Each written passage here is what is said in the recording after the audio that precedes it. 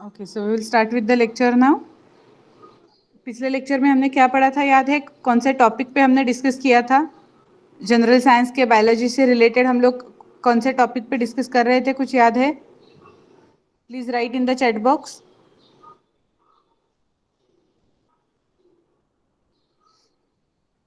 Last Monday को general science का हमने क्या डिस्कस किया था? कौन सा टॉपिक डिस्कस किया था? Yes, correct, vaccines. We have discussed about vaccination. कुछ लोगों के नाम मुझे आज नए दिख रहे हैं, तो उनके लिए एक बार फिर से मैं क्विकली रिवाइज कर देती हूँ। हमने लास्ट लेक्चर में वैक्सीन के बारे में पढ़ा था। वैक्सीन्स क्या होते हैं, कौन से टाइप्स होते हैं और उनका यूज क्या होता है, right? So anyone from the list who have previously attended the lecture, last lecture जिन्होंने अटेंड किया है, क्या आप ब्रीफली चैट बॉक्स में वैक्सीन का डेफिनेशन बता पाओगे कोई?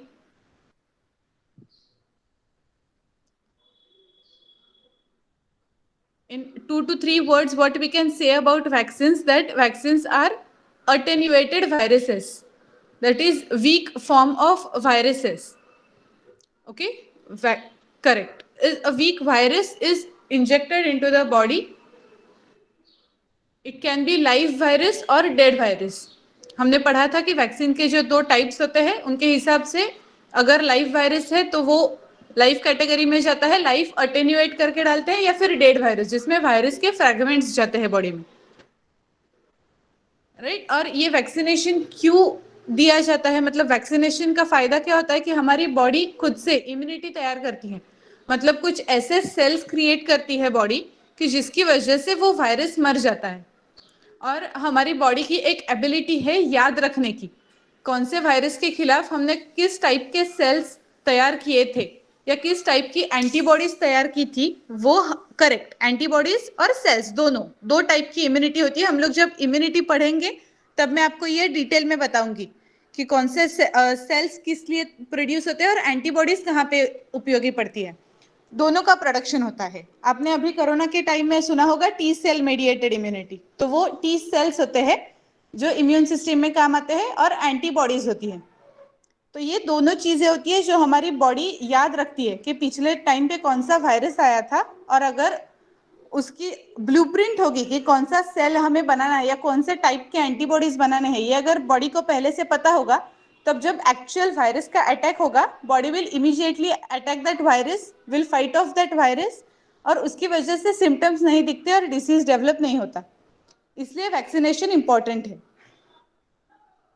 ओके, ये वैक्सीन का मतलब, vaccine is not a medicine. हमने पिछले लेक्चर में भी ये डिस्कस किया था कि वैक्सीन मेडिसिन के तौर पे काम नहीं करता, वो एक प्रिवेंटिव मेजर है, वो प्रिकॉशन है कि अगर एक्चुअल वायरस हमारी बॉडी में आ जाता है तो हमारी बॉडी इसके लिए रेडी रहनी चाहिए कि वायरस आने पर, एक्चुअल वायरस आने पर बॉडी उसे मार दे immediately. Okay, so who has discovered vaccine? आपको नाम याद है किसी को? वैक्सीन की खोज किसने की थी? मैंने आपको एक स्टोरी ढूंढने के लिए कहा था, उसके ऊपर name of the scientist who discovered vaccine. Anyone? Correct, very good, perfect, Edward Jenner. Yes, Edward Jenner has discovered vaccine. और उसके बारे में मैंने एक स्टोरी पढ़ने के लिए आपको बताया था, होमवर्क बताया था कि जो स्टोरी है कि किस तरह से ये वैक्सीन फाइंड आउट हो गया, वो मैंने आपको पढ़ने के लिए बोला था। किसी ने पढ़ी वो स्टोरी? गूगल की किसी ने?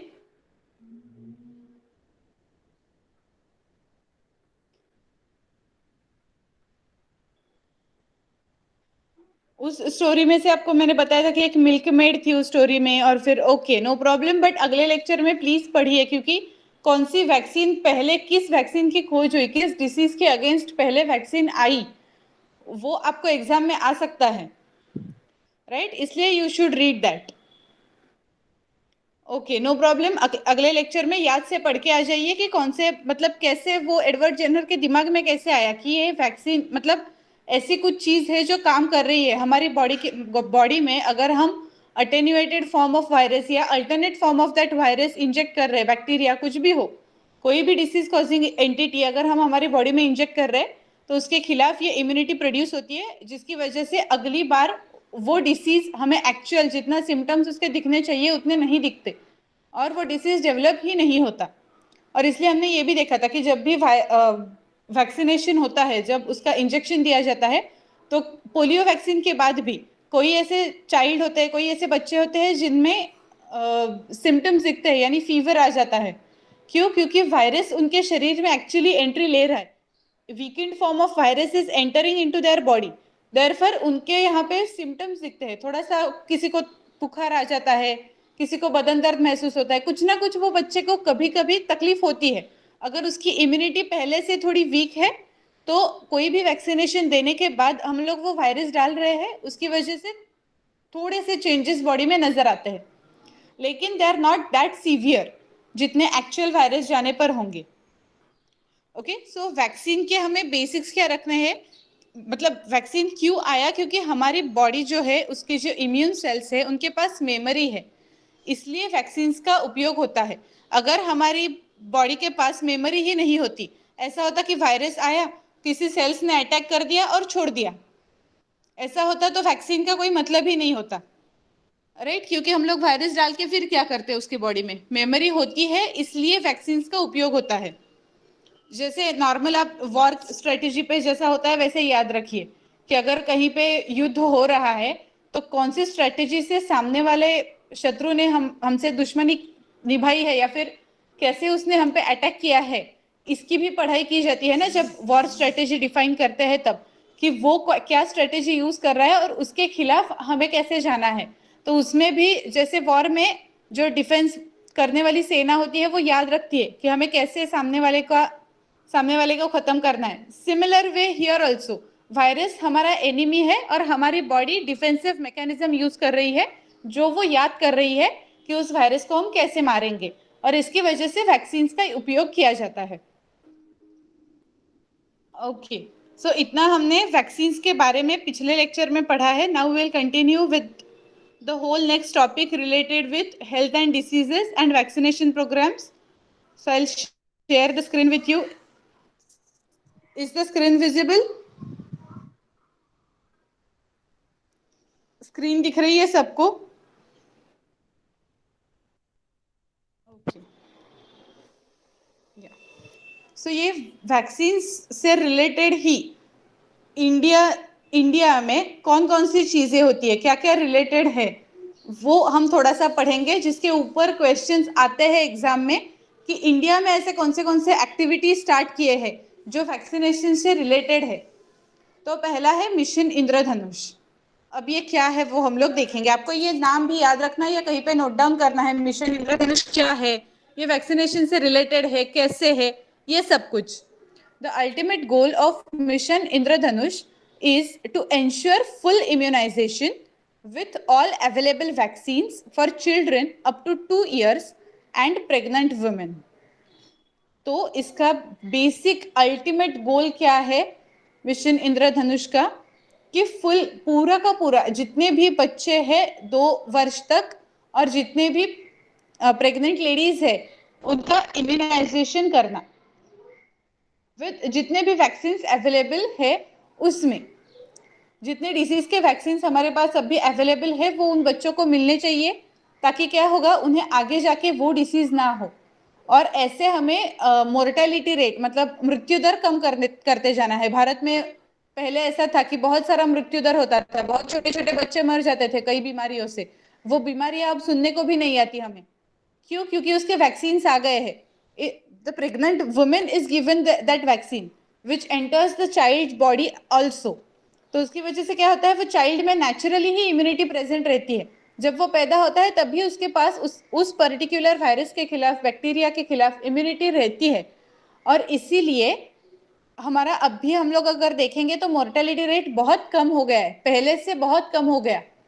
इसका रीजन ही यही है कि जितनी प्रगति हो रही है, जितनी तरक्की भारत कर रहा है, हमारे पास बहुत कम पैसों में वैक्सीन अवेलेबल हो रहे हैं। और काम क्या है, अब जैसे ये मिशन इंद्रधनुष है, इसके अंदर क्या आता है कि हर एक प्रेग्नेंट लेडी को और हर 2 साल तक के बच्चे को फ्री में जितने वैक्सीन अवेलेबल है उतने मिलने चाहिए। अब इसमें कई सारे ऑप्शंस होते हैं. If you are below poverty level it is given free. अगर अबव पॉवर्टी हो तो फिर शायद कुछ दाम होगा.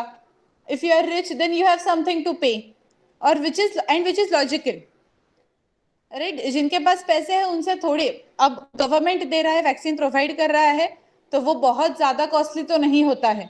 लेकिन बच्चे को अगर बीमारी हो गई और उसका इलाज करना पड़ेगा तो उसके लिए जितना खर्चा लगेगा उससे कई गुना कम दाम में उसे वैक्सीनेशन प्रोवाइड किया जाता है. So that is the ultimate goal, that every child and mother should be properly immunized, that is vaccinated. Full immunization, यहाँ पे वर्ड क्या दिया है देखिए, to ensure full immunization. Immunity मतलब क्या, हमारी जो डिफेंस करने की शक्ति है वो, राइट. तो फुल इम्यूनाइजेशन मतलब पूरी की पूरी डिफेंसिव मैकेनिज्म हमारी बॉडी में तैयार होनी चाहिए with available vaccine, by use of those available vaccines. The mission is strategically designed to achieving high quality routine immunization coverage while contributing to strengthening health systems that can be sustained over years to come. तो अब यहाँ पे एक चीज और है कि आपने जो जब भी कभी वैक्सीन लिए होंगे, क्या 2-3 इंजेक्शन एक साथ देते हैं या 2-3 वैक्सीन एक साथ मिला के दे देते हैं आपको, या फिर उसका एक टाइम पीरियड होता है. अगर आप 15th एज तक आपने कभी किसी को लेके डॉक्टर के पास गए हो तो आपने देखा होगा वहां पे चार्ट लगाया हुआ होता है कि कौन से एज में कौन सा वैक्सीन देना है, राइट. तो उसके हिसाब से ही, करेक्ट, डिफरेंट टाइम इंटरवल्स होते हैं कि, और वैक्सीन के साइकिल भी होते हैं. कुछ वैक्सीन वन टाइम यूज के लिए होते हैं, मतलब एक बार दे दिया हमेशा के लिए उसके खिलाफ हमें प्रोटेक्शन मिल गया, दूसरी बार नहीं देना पड़ता. कोई वैक्सीन ऐसे होते हैं जो बार बार देने पड़ते हैं, तो उनके साइकिल्स होते हैं, initial dose, second dose, third dose. तो ये डॉक्टर के पास जाके हमें पता करना होता है कि कौन से एज में फर्स्ट डोज देना है, कौन से एज में सेकेंड डोज, और कब थर्ड डोज. अगर आपको स्विमिंग करने जाना है तो भी हमें वैक्सीन मिलते हैं.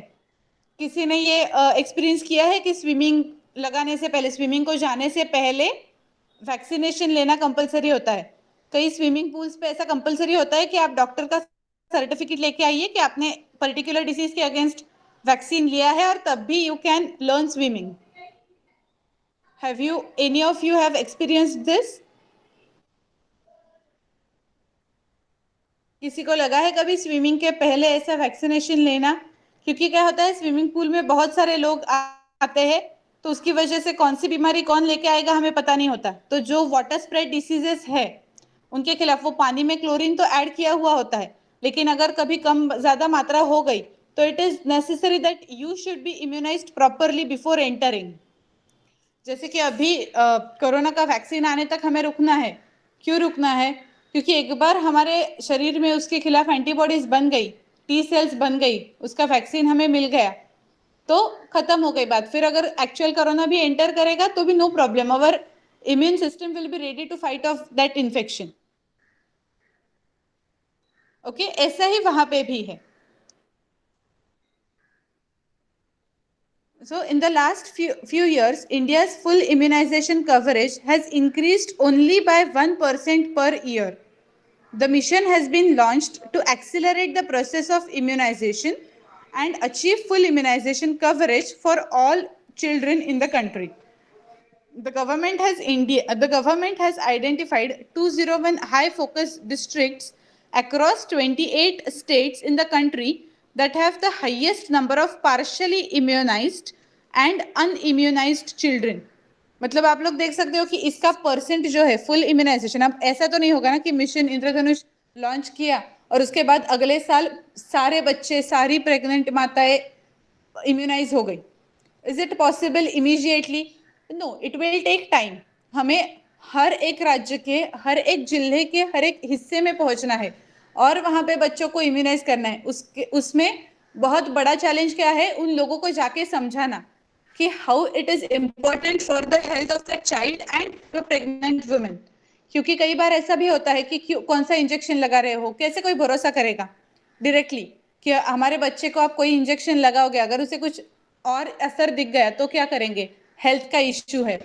तो इसलिए वो पूरा का पूरा समझाना, उसके बाद जब तक अब जो ह्यूमन राइट्स है उनके हिसाब से कैसा होता है कि जब भी ह्यूमन बॉडी में कोई भी चीज इंजेक्ट करनी हो या फिर इवन आपका ब्लड सैंपल लेना हो, तब भी इट इज कंपल्सरी दैट आपका उसमें इच्छा हो कि मेरा ब्लड सैंपल देते वक्त या मुझे इंजेक्शन देते वक्त देने की मैं परमिशन देता हूँ आपको, या आपके जब बच्चे होते हैं 18 ईयर्स बिलो होते हैं तो उनके पेरेंट्स को वहां पे साइन करनी पड़ती है।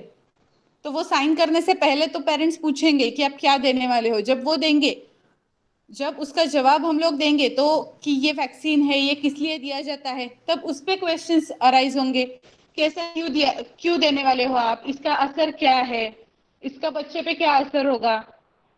तो अगर ये सब कुछ बता के अगर वो पेरेंट्स मान जाते हैं तो ही वो इंजेक्शन चाइल्ड को दिया जा सकता है, वरना कुछ नहीं।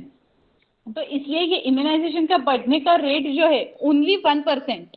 कवर जो हुआ है इम्यूनाइजेशन का जो एम है वो 1% से हर एक साल में बढ़ता जा रहा है, सिर्फ इतना कम है, राइट। तो और गवर्नमेंट ने ऐसे कुछ आइडेंटिफाई 201 हाई फोकस डिस्ट्रिक्ट्स, मतलब ऐसे डिस्ट्रिक्ट्स, ऐसे जिले हैं जिसमें पार्शियल इम्यूनाइजेशन और कंप्लीटली नॉन इम्यूनाइजेशन हुआ है। मतलब पूरे का पूरा इम्यूनाइजेशन जो एम है, ultimate goal is full immunization, वो अचीव अभी तक हुआ नहीं है। Mission Indradhanush will target these districts through intensive efforts and special immunization drives to improve the routine immunization coverage in the country।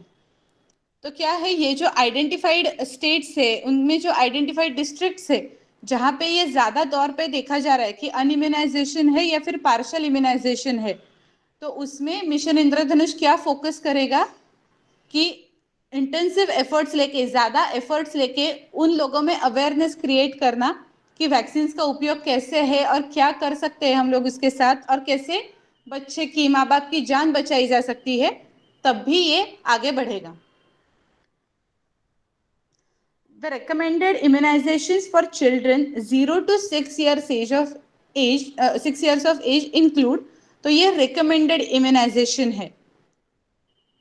First is hepatitis B, rotavirus, diphtheria, tetanus, pertussis, that is DTP vaccine. DTP vaccine is very commonly known. Hemophilus influenzae type B, तो अब ये जो type B होता है या फिर hepatitis B लिखा है, तो इन वायरसेस के मोर देन 1 फॉर्म्स प्रेजेंट है, ए बी सी डी ई, ऐसे बहुत सारे। तो उनमें से सिर्फ 1 या 2 वायरस के खिलाफ ही वैक्सीन है, बाकी के वायरस का अटैक हम पे हो सकता है, इट इज पॉसिबल। जैसे कि अभी हमने देखा हेपेटाइटिस के केस में, हेपेटाइटिस के मेजर, हेपेटाइटिस के 5 फॉर्म्स होते हैं ए टू ई, जिनमें से A B C are the most common ones and E and F, sorry D and E are rarely occurring forms. Okay, जो हमें नॉर्मल हेपेटाइटिस वायरस के बारे में कभी पढ़ा है, हेपेटाइटिस से क्या होता है, कौन सा डिसीज होता है?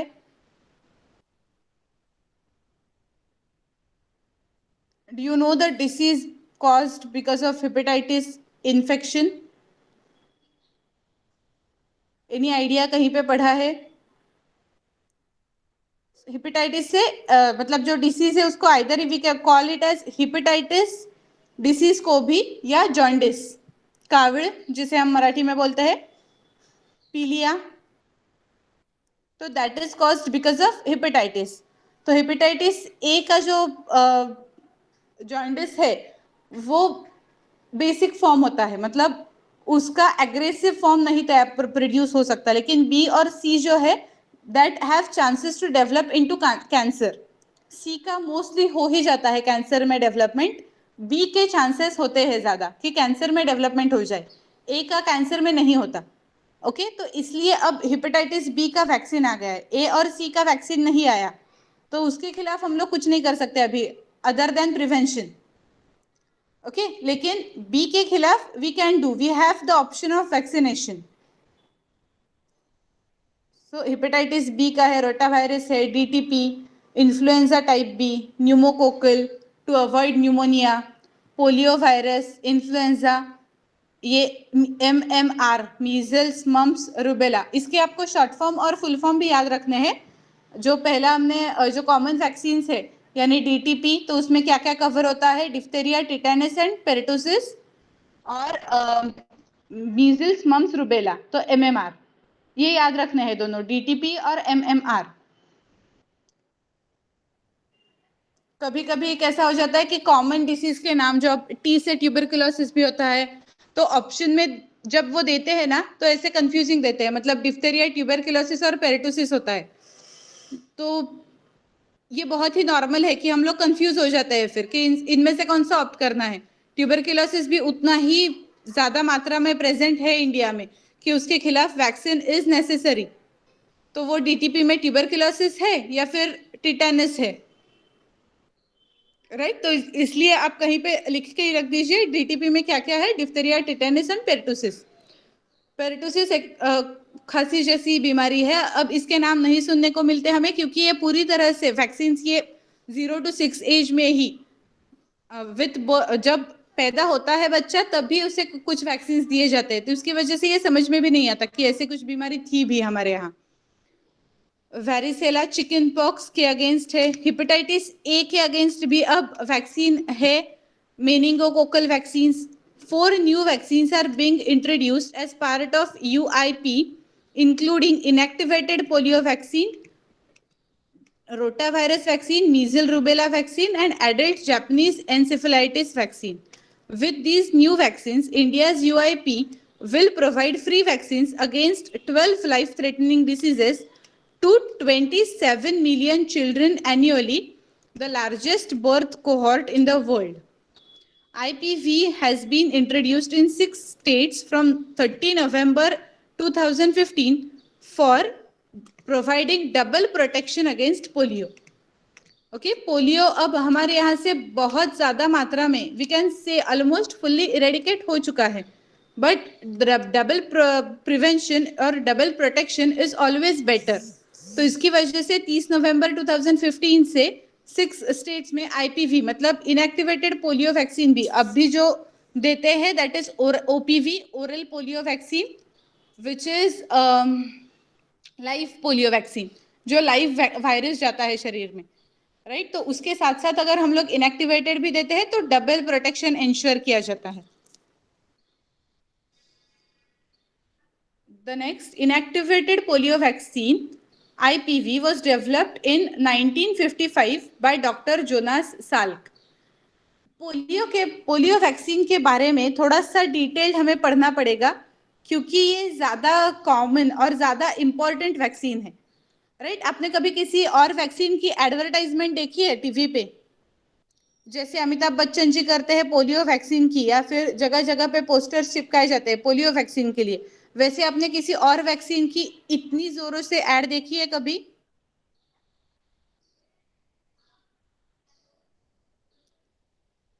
नहीं। अभी जो मतलब पोलियो वैक्सीन तो बहुत छोटे, जब हम छोटे थे तब हमने सुना है, तब हमने लिया है, और उसके बाद डायरेक्टली वैक्सीन ये शब्द और उसका मतलब वो कितना ज्यादा जरूरी है ये कोरोना आने पर हमें पता चला। तब तक एक बार 5 साल की उम्र तक पोलियो ले लिया, उसके बाद पता भी नहीं चलता कि ऐसा कुछ होता भी है। अगर आपने बायोलॉजी ऑप्ट किया है तो आपको ये सारी चीजें पढ़ने को होंगी, अगर नहीं किया है तो कोई संबंध ही नहीं आता सीखने का कि वैक्सीन क्या होता है, क्यों आता है, कैसे आता है, कुछ भी नहीं। और अभी अगर कोरोना नहीं होता तो भी वैक्सीन का इतना ज्यादा कुछ लोग सोचते भी नहीं। अभी जिसे मिलो वो यही कहता है कि पता नहीं कब वैक्सीन आ जाएगा, right? So that is the case. अभी इसकी नीड लोगों को पता चल रही है। तो पोलियो वैक्सीन ज्यादा चर्चित है क्योंकि उसका इतना बड़ा असर इंडिया पे हुआ है। बहुत सारे लोग ऐसे हैं who were infected with polio, and this is a life time disease. Polio cannot, once it happens it cannot be cured, उसका कोई इलाज नहीं है। तो इसके लिए हमें उसे प्रोटेक्ट करना ही ज्यादा जरूरी है, हमारी बॉडी को प्रोटेक्ट करना is the only thing, okay? इसकी वजह से पोलियो का वैक्सीन के बारे में ज्यादा चर्चा होती है, पोलियो वैक्सीन ज्यादा पॉपुलर है, और क्योंकि उसकी नीड ही उतनी ज्यादा है।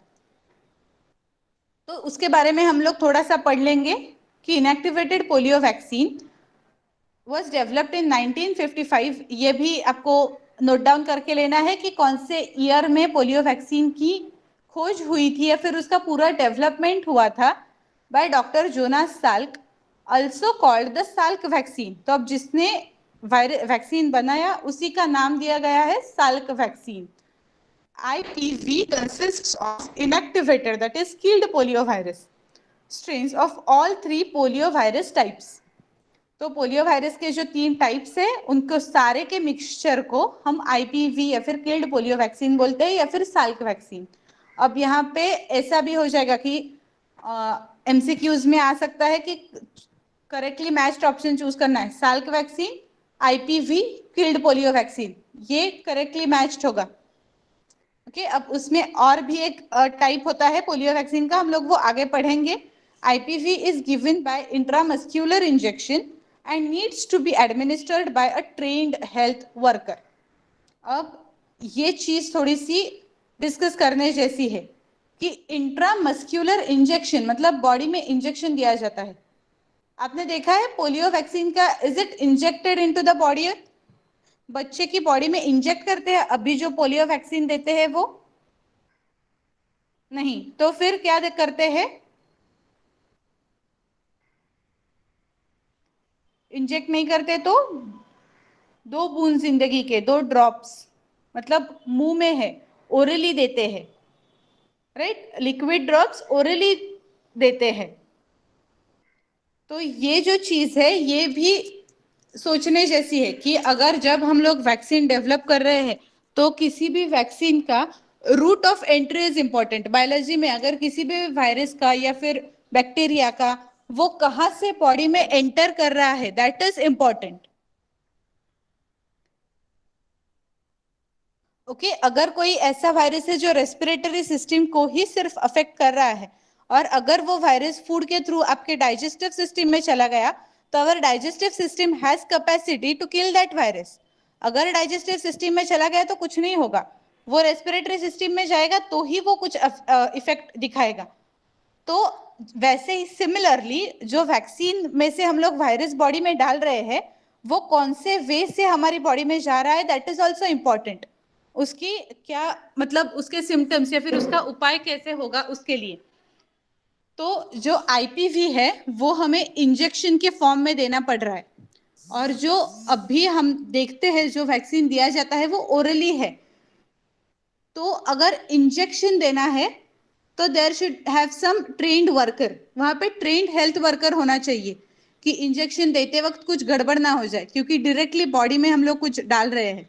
समझ रहे हैं ना आप मैं क्या कहना चाहती हूँ? गहराई है इसमें ना थोड़ी, कि हमें वो किसी पर्सन के अंदर इंजेक्ट करना है और ओरली सिर्फ बच्चे को आ करने को बोल के उसमें 2 ड्रॉप्स डालने हैं। तो ये 2 ड्रॉप डालना ज्यादा आसान है। अगर पोलियो बूथ पे कभी आप गए हो जहाँ पे ये पोलियो का वैक्सीन दिया जाता है, ऐसे बूथ पे कहीं कभी आपको जाना पड़ा है या फिर बाय चांस कभी देखा है कितनी बड़ी वहां पे रो होती है ना? इंडिया का पॉपुलेशन इतना ज्यादा है कि 10-10 मिनट के अंतर पे भी अगर पोलियो बूथ लगा देंगे तो भी वहां पे भीड़ हो जाएगी। तो इतने भीड़ में कोई 10 हेल्थ केयर वर्कर्स भी हमने वहां पे लगा दिए काम के लिए कि इंजेक्शन दो, then also it is not possible. इतने वर्कर्स लाएंगे कहाँ से, इतने ट्रेन्ड इंडिविजुअल्स कहाँ से लाएंगे? अगर उसमें से एक ने भी कुछ गड़बड़ कर दी तो पूरा असर उल्टा हो जाएगा। मतलब पोलियो वैक्सीन दिया क्यों जा रहा था और असर कुछ उल्टा ही हो गया। उसके बाद वो सिरिंजेस कितनी लगेगी जो इंजेक्शन देने के लिए चाहिए वो, और फिर वो बच्चा रोएगा वो अलग से। इतनी सारी तकलीफें भी इसमें है। मतलब एक वैक्सीन डेवलप करना बस हो गया काम, ऐसा नहीं है। उसका कौन सी चीज से वो उस इंसान के अंदर जाएगा, उस इंसान का एज ग्रुप क्या है। अब ये अगर 10 to 15 एज ग्रुप होता पोलियो वैक्सीन का तो थोड़ा आसान होता कि बड़े बच्चे हैं, थोड़े समझदार है, अगर हम लोग इंजेक्ट भी करेंगे तो समझ में आता है। वो 0 to 5 एज ग्रुप के बच्चों को क्या समझ में आएगा? वो तो वहां पे रोना शुरू कर देंगे तो फिर इंजेक्शन देना भी मुश्किल हो जाएगा और सारी तकलीफें स्टार्ट होंगी उसके बाद। तो ये देखना भी IPV का एक ये जो था वो डिसएडवांटेज था कि उसका इंजेक्शन, इंट्रामस्क्यूलर इंजेक्शन देना पड़ रहा था और जो कंपलसरी किसी ट्रेन्ड हेल्थ वर्कर को देना पड़ता था। The inactivated polio vaccine produces antibodies in the blood to all 3 types of poliovirus. In the event of infection, these antibodies prevent the spread of the virus to central nervous system and protect against paralysis. Okay, तो ये थोड़ा सा ज्यादा हो गया कि central nervous system क्या है, कहाँ पे है। इतना याद रखिए कि ब्रेन तक हमें वायरस को नहीं पहुंचाना था, जो वैक्सीन के थ्रू अचीव हो गया। पहले ही एंटीबॉडीज तैयार हो गई थी। वो जो एंटीबॉडीज थी वो पोलियो वायरस को ब्रेन तक जाने से रोक पाती थी। अगर नॉर्मली विदाउट एनी वैक्सीन अगर पोलियो वायरस ने बॉडी में एंटर कर लिया तो वो ब्रेन तक पहुंचने की संभावना ज्यादा होती है और जिसकी वजह से पैरालिसिस होने के चांसेस होते हैं। अगर वैक्सीनेशन हो गया है तो एंटीबॉडीज ऑलरेडी प्रेजेंट है बॉडी में, वो पोलियो वायरस को ब्रेन तक पहुंचने नहीं देती और उसकी वजह से पैरालिसिस के चांसेस बहुत कम हो जाते हैं या नहीं ही होते हैं। ओके, तो ये आईपीवी का उपयोग है, मतलब क्या पोलियो वैक्सीन कर रहा है ये हमने अभी पढ़ लिया। Now advantages of this IPV, as IPV is not a live vaccine, मतलब यहाँ पे हम लोग लाइव बैक्टीरिया बॉडी में नहीं डाल रहे हैं। It carries no risk of vaccine associated polio paralysis. मैंने आपको ये भी कहा था कि कौन से ईयर में ये हुआ है, ऐसा देखिए मुझे, क्योंकि इतना ही याद है कि एक बार ऐसा हुआ था कभी कि पोलियो का वैक्सीन डेवलप हो गया और वैक्सीन में live virus as it is रह गया, इन्फेक्शियस वायरस पार्टिकल्स ही रह गए, उनका जो अटेन्युएशन था, वीकनिंग था, वो प्रॉपर नहीं हुआ और उसकी वजह से पोलियो वैक्सीन लेने के कारण पोलियो हो गया। लोगों को जिनकी इम्यूनिटी अच्छी नहीं थी उनको पोलियो ही डेवलप हो गया। So that vaccine associated polio paralysis, मतलब क्या कि वैक्सीन लिया, उसका जो अटेन्युएशन प्रॉपर नहीं हुआ था वायरस का, इसलिए लाइव वायरस चला गया और उसकी वजह से पैरालिसिस हो गया। तो ये रिस्क रहती ही नहीं है। अगर हम लोग आईपीवी इंजेक्ट कर रहे हैं तो जीरो रिस्क है इसमें। IPV triggers an excellent protective immune response in most people. तो अच्छा खासा इम्यून रिस्पॉन्स बन रहा है। वैक्सीनेशन का एम यही है कि अच्छी खासी इम्यूनिटी बन जाए और वो बहुत दिनों के लिए रह जाए बॉडी में। तो ये दोनों चीजें अचीव हो रही थी, लेकिन उसके अब डिसएडवांटेजेस भी है। IPV induces very low levels of immunity in the intestine, intestine में बहुत कम होती है। As a result when a person is immunized with IPV is infected with wild poliovirus, the virus can still multiply inside. Okay, the virus can still multiply inside the intestine.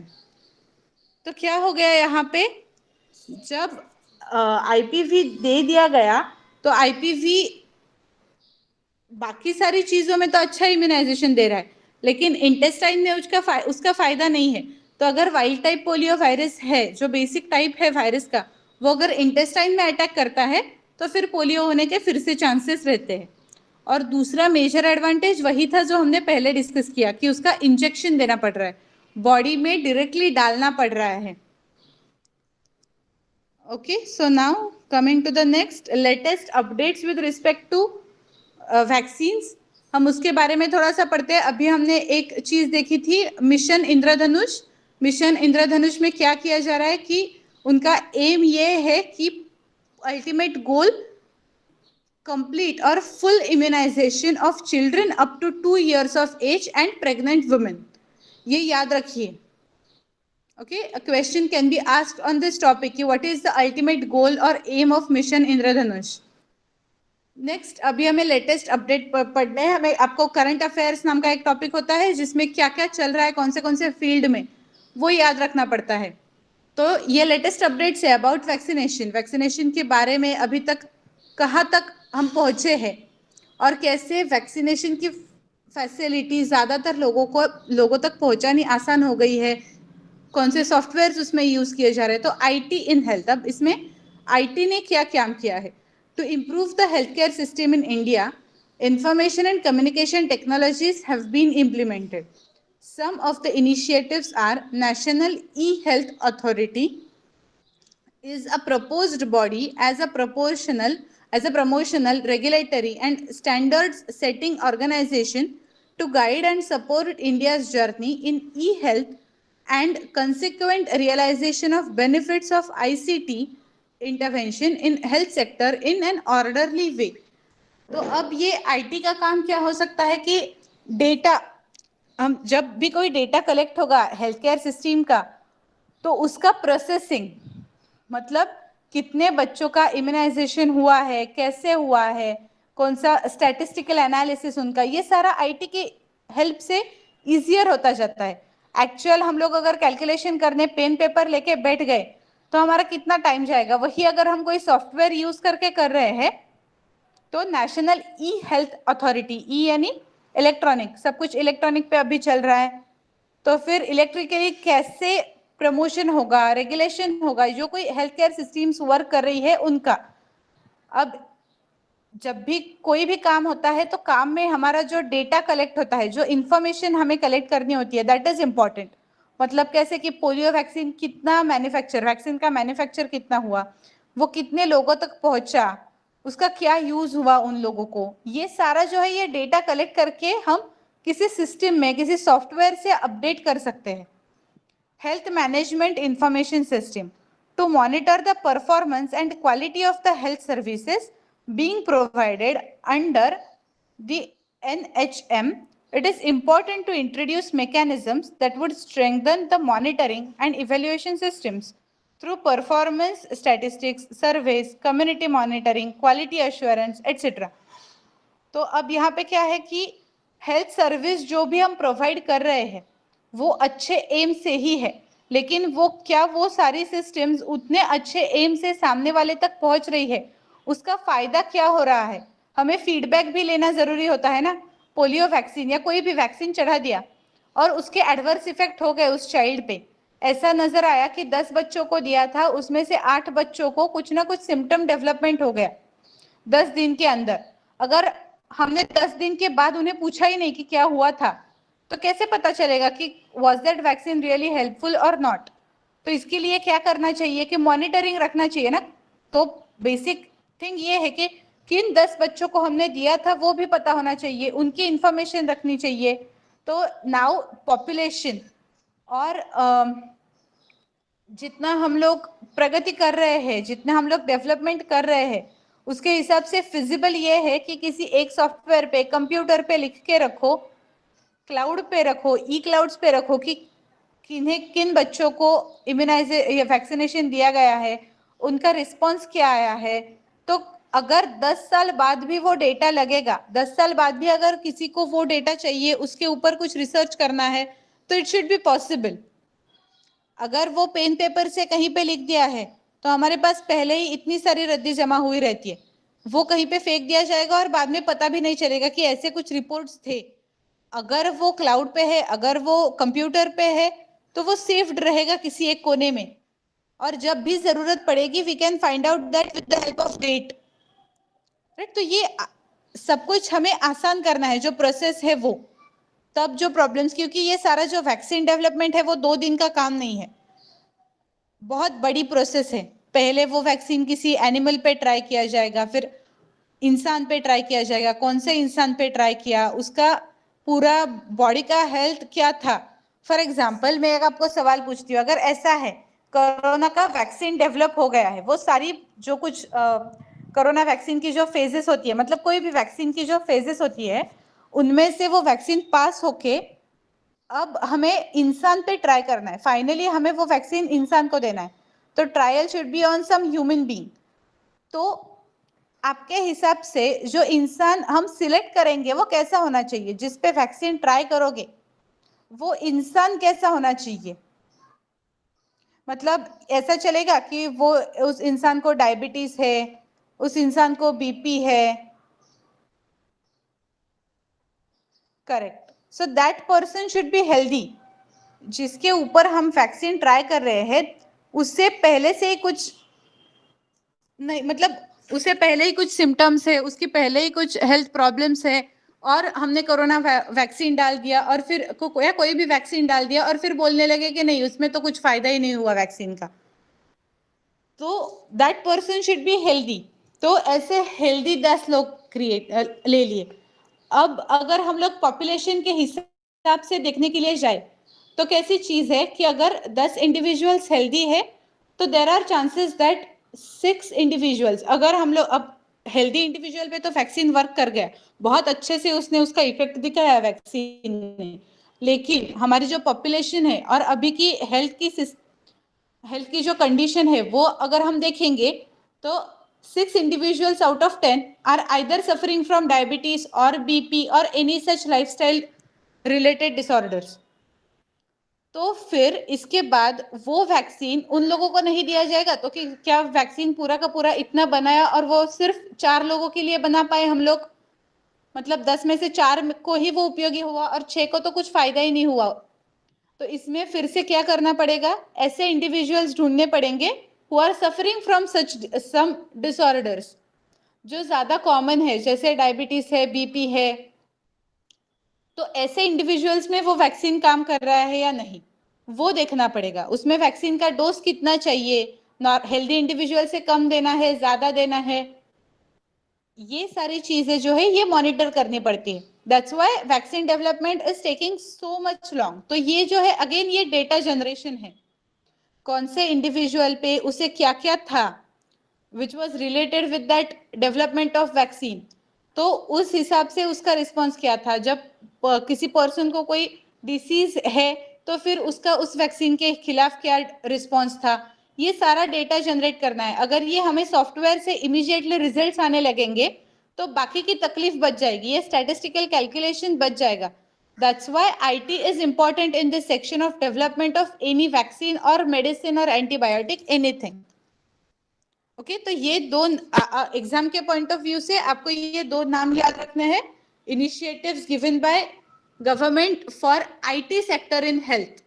National e health authority, उनका काम क्या है वो थोड़ा सा याद रखिए। Health management information system, मतलब जो हेल्थ सर्विस हम प्रोवाइड कर रहे हैं, जो government of India is providing the health services, are those helpful, are those really helpful for people, और is there any development necessary in those systems. अगर कुछ बदलाव लाना है उसमें तो क्या हो सकता है, कैसे ला सकते हैं, उसमें से कुछ कम करना है, कुछ ज्यादा करना है, वही सब कुछ चालू रखते हुए अगर पैसों की बचत कैसे हो पाएगी, ये सारी चीजें जो है वो सॉफ्टवेयर या कोई आईटी का प्रोग्राम यूज करके हम लोग करेंगे तो that will be more beneficial.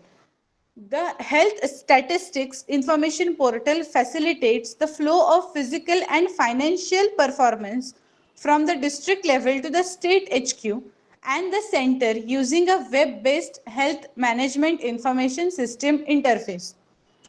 तो अब क्या हो गया, अगर हमने पेन पेपर पे कुछ डेटा जमा किया है तो वो एक जिले का अलग है, एक राष्ट्र का अलग है और फिर पूरे भारत देश का अलग है, राइट। तो अगर वेब पे हम लोग डालेंगे तो हर एक चीज का हमें देखने के लिए आसान होगा। अब जैसे कि कोरोना के पीरियड में भी हम लोग WHO के साइट पे जाके देख सकते थे कि कौन से देश में कितना ज्यादा कोरोना के पेशेंट्स है या फिर डेथ रेट कहाँ पे ज्यादा है, राइट। अगर कुछ ऐसी वेब की डेवलपमेंट हुई ही नहीं होती, आईटी सेक्टर इतना डेवलप नहीं होता, तो ये पॉसिबल हो जाता हमें कि यहाँ पे घर पे बैठे बैठे लैपटॉप पे गूगल कर दो कि WHO के कोरोना के बारे में क्या लिख रही है वो पढ़ो।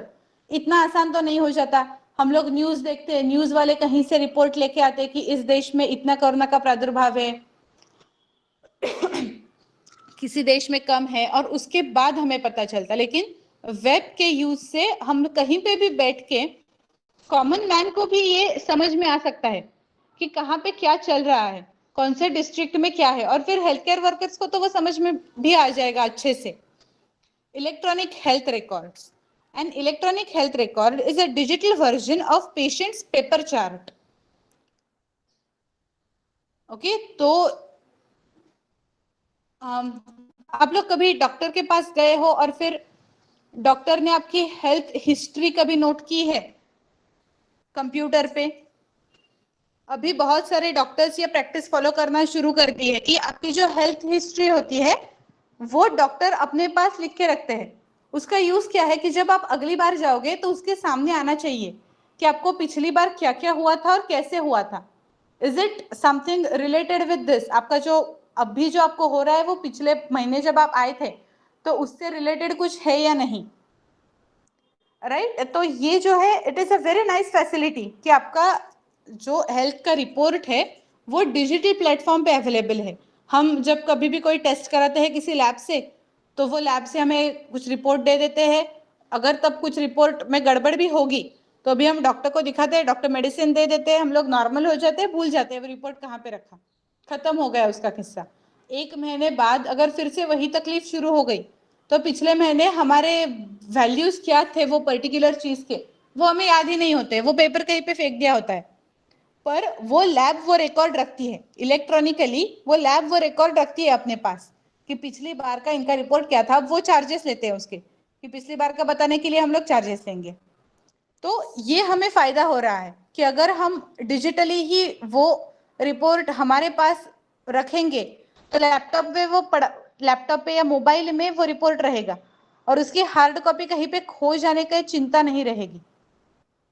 EHRs are real-time patient-centered records that make information available instantly and securely to authorized users. मतलब किसी भी पेशेंट के बारे में कोई भी इंफॉर्मेशन इमीडिएटली मिल जाती है। अगर 7 साल पुराना पेशेंट है जो आज आया है कोई तकलीफ लेके, तो क्या डॉक्टर का ये काम है कि जाके या फिर कहीं किसी का भी ये काम कितना हेक्टिक होगा कि 7 साल पहले की फाइल ढूंढो, उसमें से 10 फाइल में से एक फाइल कौन सी उसकी है वो ढूंढो, या फिर उसका नाम सिर्फ Ctrl+F डाल के फाइंड में जाके उसका नाम डाल दिया और पूरा का पूरा डेटा आ गया। तो इतना इजी हो गया। और अगर ऐसा भी हो सकता है कि 7 साल पहले that patient was in Maharashtra and now that patient has shifted to some other region in India, अगर वो केरला में चला गया है तो क्या वो महाराष्ट्र के डॉक्टर को कॉल करेगा कि 7 साल पहले का इसका रिपोर्ट बता दीजिए, तो वो डॉक्टर वो ढूंढेगा। अब भी IT सेक्टर इतना बढ़ता जा रहा है और उसका हेल्थ सिस्टम में इतना फायदा हो रहा है कि महाराष्ट्र में भी अगर रिपोर्ट टाइप किया होगा और उसका अगर लॉगिन ID पासवर्ड ये सारा डिजिटल इंफॉर्मेशन सबके पास होगी, कंसर्न अथॉरिटी के पास होगी, तो वो केरला में भी डायरेक्टली 2 वर्ड्स टाइप करके उसके सामने पूरी हिस्ट्री आ जाएगी। सो इस टाइप से ये सारी जो हमारी प्रगति है इंटरनेट के वर्ल्ड की वो हमें हेल्प कर रही है। While an EHR does contain the medical and treatment histories of patients, an EHR system is built to go beyond standard clinical data collected in a provider's office and can be inclusive of a broader view of patient's care. Introducing and streamlining EHR in Indian healthcare would help government address healthcare from a futuristic approach than a casual one. जो अभी use कर रहे हैं उससे अच्छा ही होगा ये,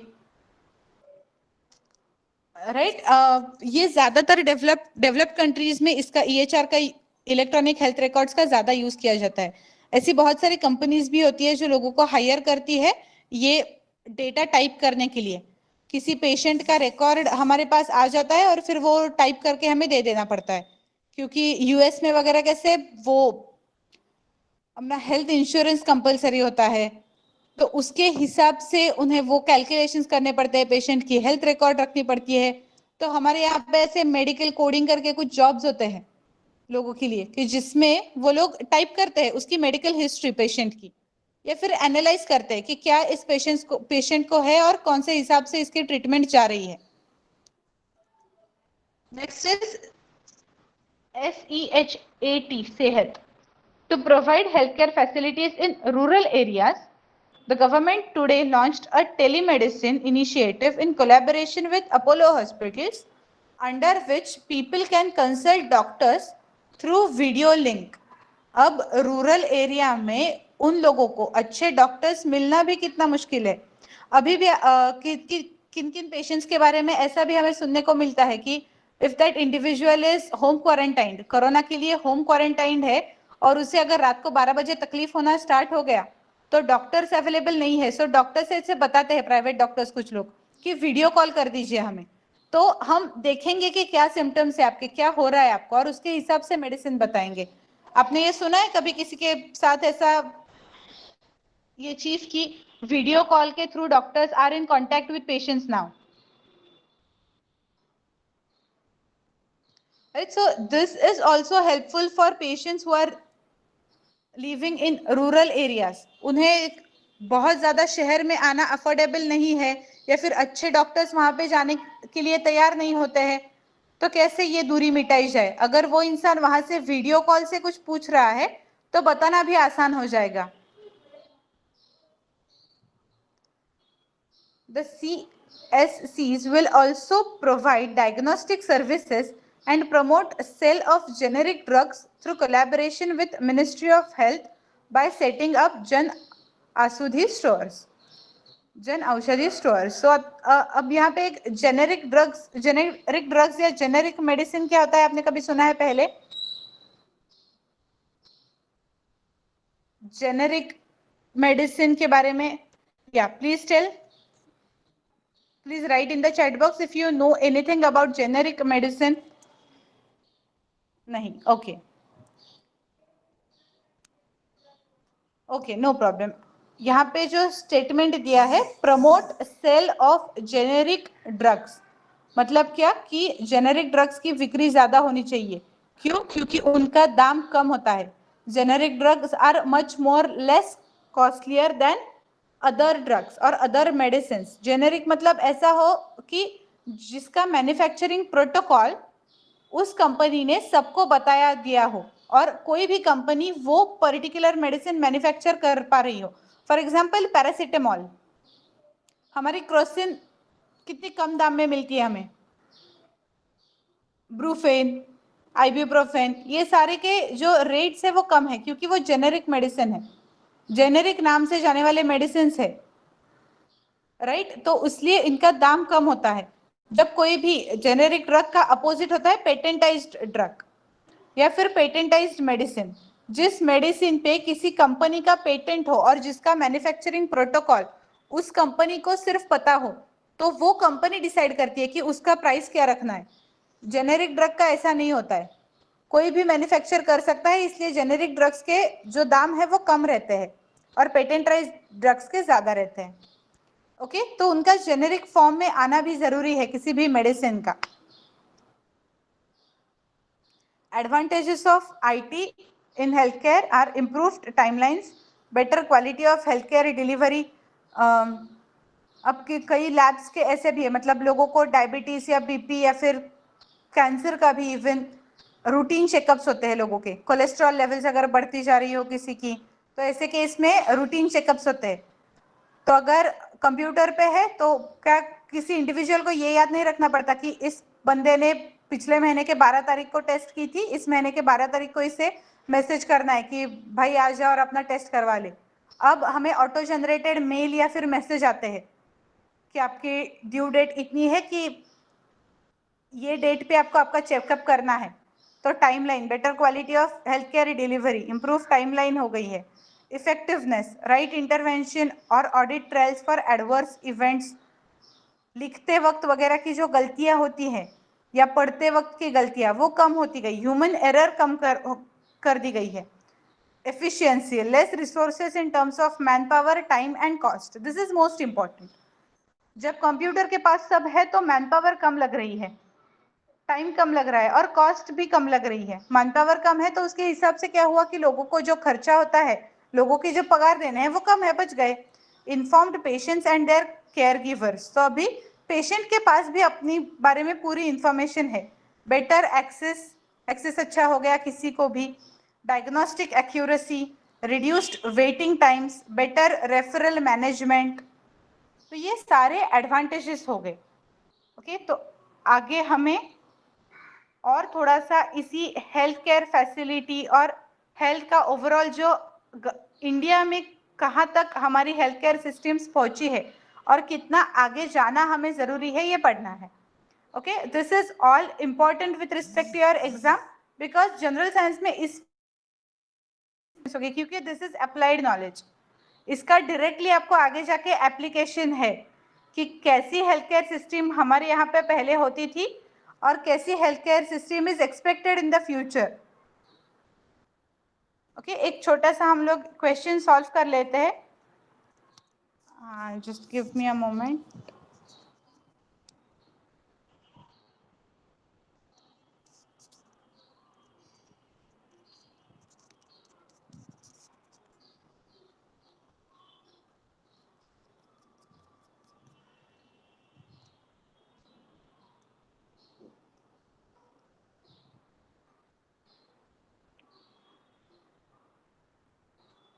Yeah.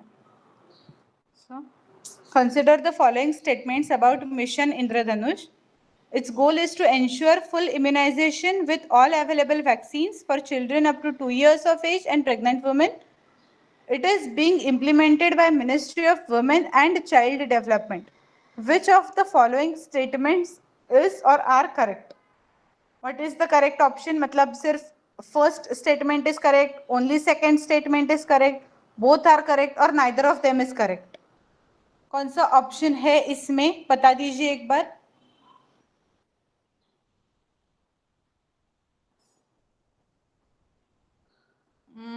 No, actually only first one was correct. Okay, the only first option was correct. Its goal is to ensure full immunization. वो implement गवर्नमेंट ऑफ इंडिया से ही हुआ है, ministry of women and child development. हमने जो paragraph पढ़ा उसमें कहीं पे भी ऐसा कुछ नहीं दिया था, राइट, कि किसने वो मिशन इंद्रधनुष इंप्लीमेंट किया है, ऐसा कुछ वहां पे नहीं दिया था.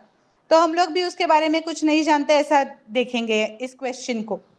Okay, if that was important, it would have been given in that paragraph. Is it clear? So the answer here is option first only. जो हमने पहले भी पढ़ा था वहां पे, जो पैराग्राफ हमने पढ़ा है मिशन इंद्रधनुष के बारे में उसमें.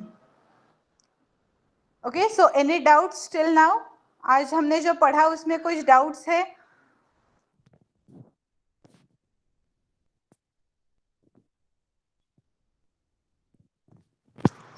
Okay, so I assume there were no doubts. Okay, thank you. तो अगले लेक्चर में आपको इस बार का होमवर्क एक आपने नहीं किया था कि एडवर्ड जेनर के और वो स्टोरी के बारे में वैक्सीनेशन के पढ़ा नहीं है आपने, वो भी पढ़ के आना है. और इस लेक्चर में हमें टाइम नहीं मिला, हमें 5 डिसीजेस उनके कॉजेटिव एजेंट्स डिस्कस करने हैं. और उसमें एक चीज आपको वो ये भी ऐड करनी है कि उसका वैक्सीन आया है या नहीं, ये भी आप ढूंढना है. और वो हम लोग अगले लेक्चर में पहले ही लेंगे. विल स्टार्ट विद दैट कि आपको 5 डिसीजेस आप कौन से लेके आते हो मैं देखना चाहती हूँ, उसके कॉजेटिव एजेंट्स, और उसके साथ साथ ये भी कि उसके ऊपर वैक्सीन डेवलप हुआ है या नहीं. Okay, so for now thank you and bye. Will meet in the next lecture.